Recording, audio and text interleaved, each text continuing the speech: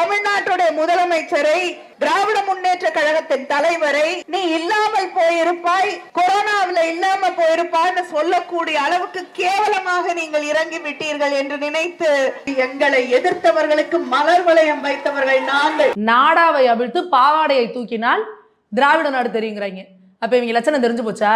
அப்ப அதுக்கு கேட்கிறப்ப கருணாநிதி அவர்கள் என்ன தெரியுமா சொல்றாங்க, அந்த அம்மா மாத விளக்காயிருப்பாங்க, அதனால ரத்தம் வந்திருக்கும். இந்த வடிவேலு படத்துல சொல்லுவாங்கல்ல, சார் இந்த குரங்கு பொம்மை என்ன விலை சார், அது கண்ணாடி சார் அப்படிம்பாங்கல்ல, அந்த மாதிரி கனிமொழி அக்கா வந்து டெல்லியில் இருக்கிறாங்க பார்லிமெண்ட்டில்.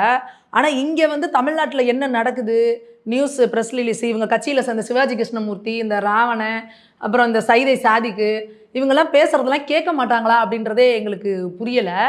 இவங்க கட்சியை பெண்களை இழிவுபடுத்துறது அப்படின்றத வந்து ஒரு உச்சபட்ச அநாகரிகமாக பேசியிருக்க முடியும் இந்திய வரலாற்றிலேயே. தமிழ்நாட்டில் கிடையாது, இந்திய வரலாற்றிலேயே பெண்களை உச்சபட்ச அநாகரிகமாக பேசியிருக்கேன்னா அது திமுக கட்சி தான், அது இவங்க கிடையாது. நீங்கள் சிவாஜி கிருஷ்ணமூர்த்தி எடுத்துக்காதீங்க, அடுத்து இவர் கருணாநிதி அவர்கள் இருக்காங்க பாருங்க, சொல்லவே முடியாது. வனவாசத்தில் இவர் எழுதுறாரு கண்ணதாசன் அவர்கள், ஒரு விலைமாதர் வீட்டுக்கு போயிட்டு அந்த பொண்ணு கூட இருந்துட்டு அவங்க வறுமையில தான், ஒரு பெண் வந்து இந்த தொழிலுக்கு வரான்னா வேற வழியே கிடையாது, ஒரு கடுமையான வறுமை, எப்படியோ தன் குடும்பத்தை காப்பாற்றுறதுக்காக தன்னோட உடலை விற்கிறதுக்கு ஒரு பெண் வரா. அதுவே அந்த பெண் எந்த அளவுக்கு ஒரு மன உளைச்சலுக்கு இருப்பாங்கிறது, அந்த பெண்ணு கூட இருந்துட்டு திரும்ப வெளியில வந்து அந்த அவங்க அப்பா கிட்டே அந்த அந்த சம்மந்தப்பட்டவர்கிட்ட இந்த பொண்ணு வந்து எனக்கு வந்து சந்தோஷத்தை கொடுக்கல, கொடுத்த காசை திருப்பி வாங்கிட்டு வந்துட்டாராம். அது இவரோட வரலாறு. யாரு? கருணாநிதி அவர்கள். அடுத்தது ஒரு எதிர்கட்சியில இருக்கிற ஒரு பெண் அரசியல்வாதி, ஒரு பெண் அரசியல்வாதி கேட்குறாங்க, திராவிட நாடுங்கிறீங்க அப்படின்னா என்னங்க அப்படின்னு கேட்குறாங்க. அதுக்கு எவ்வளோ ஒரு நாகரிகமாக பதில் சொல்கிறாங்க பாருங்க. நாடாவை அவிழ்த்து பாவாடையை தூக்கினால் திராவிட நாடு தெரியுங்கிறாங்க. அப்போ இவங்க லட்சணம் தெரிஞ்சு போச்சா? அப்போ இவங்க திராவிடம்னா என்ன டெஃபினிஷன் இவங்க கொடுக்குறாங்க? இந்திரா காந்தி அவர்கள் வந்து தமிழ்நாட்டுக்கு வரப்போ வந்து தாக்கப்படுறாங்க. அப்போ ஏங்க இந்த மாதிரி நடக்குதுன்னு சொல்கிறப்போ அவங்களோட கல் மண்டையில் பட்டு ரத்தம் வலியுது. அப்போ அதுக்கு கேட்குறப்ப கருணாநிதி அவர்கள் என்ன தெரியுமா சொல்கிறாங்க, அந்த அம்மா மாத விளக்காயிருப்பாங்க, அதனால ரத்தம் வந்திருக்கும் அப்படின்றாங்க. அடுத்தது வந்து ஜெயலலிதா அம்மா, ஒரு பெண்ணுங்கிற காரணத்தினாலேயே அவங்கள எவ்வளவு கேவலமாக இழிவாக கொச்சையாக பேச முடியுமோ எல்லாம் பேசுனாங்க. பால்கனி பாவை அப்படின்னாங்க, ஊற்றி கொடுத்த உத்தமின்னாங்க. அப்புறம் என்னென்னா மோடிஜி அவர்கள் வந்து இவங்களை பார்க்க வராங்க, அது வந்து ஒரு அரசு முறையான சந்திப்பு.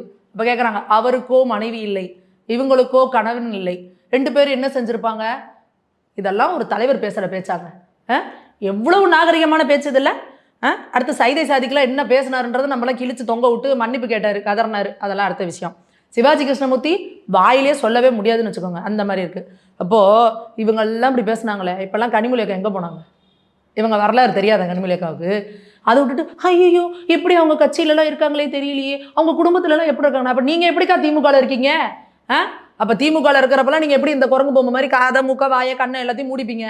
அடுத்த கட்சியில் இருந்தால் உங்களுக்கு அது தெரியுதா? இப்போ சமீபத்தில் ஒரு 3 வயது பெண் குழந்தைய வந்து 3 வயது குழந்தைங்க, பச்சை குழந்தை, அந்த குழந்தைய ஒரு 16 வயசு பையன் வந்து பாலியல் ரீதியாக பலாத்காரம் பண்ணி இது பண்ணியிருக்கான், பாலியல் வன்கொடுமை பண்ணியிருக்கான். அதுக்கு அந்த மாவட்ட ஆட்சியர் பேசுகிறாரு, அந்த பெண் மேலே தான் தப்பு இருக்குது, அந்த குழந்தை மேலேயும் தப்பு இருக்குது, அந்த குழந்தை அவனை பார்த்து துப்பி இருக்கு அப்படின்றாங்க. எந்த மாதிரியான ஒரு ஆட்சி நடத்திட்டு இருக்கீங்க? 3 வயசு குழந்தைக்கு என்னங்க தெரியும்? ஒரு குழந்தை துப்புச்சுன்னா நீ என்ன பண்ணலாம் உச்சபட்சமா? ஒரு அடி போடு, இல்லை அவங்க வீட்டில் போய் சொல்லு. அதுக்காக அந்த குழந்தைய வந்து பாலியல் ரீதியாக பலாத்காரம் பண்ணியிருக்கிறான்னா அதை நீங்கள் ஜஸ்டிஃபை பண்ணுறீங்க. இந்த மாதிரியான கேவலமான ஆட்சியில் பாதிக்கப்பட்ட பெண்களையே திரும்ப திரும்ப திரும்ப கை நீட்டி குற்றம் சொல்கிற ஒரு கேவலமான ஆட்சியை வச்சுக்கிட்டு உங்களுக்கு கை நீட்டி பேச என்ன இது இருக்குது? உங்களோட மேடையில் நீங்கள் கட்சி நிகழ்ச்சி நடத்தின மேடையில் ஒரு பெண் காவல் அதிகாரி சீருடையில் இருக்கப்ப ஒரு பெண் அதிகாரியை வந்து இவங்க வந்து அபியூஸ் பண்ணாங்க. அதை கேட்டாங்களா கனிமொழி அக்கா? அப்போ உங்களுக்குலாம் என்ன செலக்டிவ் அம்னிசியாவா?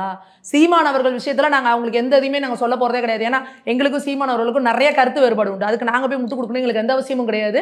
இன்னொன்று, ஒரு பெண்ணை அந்த மாதிரி பொது வெளியில் அவர் பேசுனது ரொம்ப தப்பு, அதை நாங்கள் கண்டிப்பாக வந்து அதில் ஏற்றுக்கிற எங்களுக்கு எந்த உடன்பாடும் கிடையாது. ஆனால் அதை சொல்கிறதுக்கு திமுகவில் இருக்கிறவங்களுக்கு எந்த ஒரு யோகியதையுமே கிடையாது.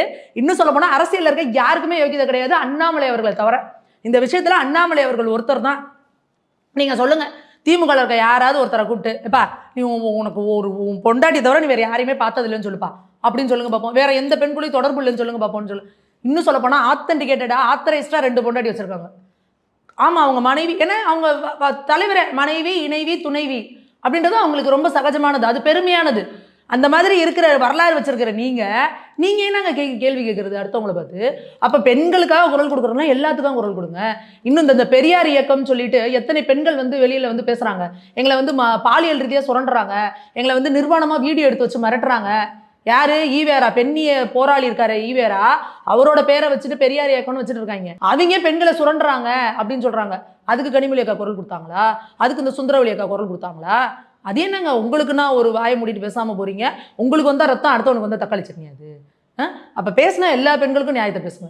அதை தான் நாங்கள் சொல்கிறோம். இப்போ இவங்க விஜயலட்சுமி அவங்களை பொறுத்த வரைக்கும் கோர்ட்டில் கேஸ் இருக்குது, கோர்ட்டில் என்ன சொல்கிறாங்களோ அதுபடி அவங்க நடந்துட்டு போயிடட்டும். அதை பற்றி நம்ம அதில் தலையிட விரும்பலை. ஆனால் இதை வச்சு இவங்கெல்லாம் பொங்குறாங்க பாருங்க, அதுதான் நமக்கு அதிசயமாக இருக்குது. இணையா நீங்களா அப்படின்ற மாதிரி இருக்குது.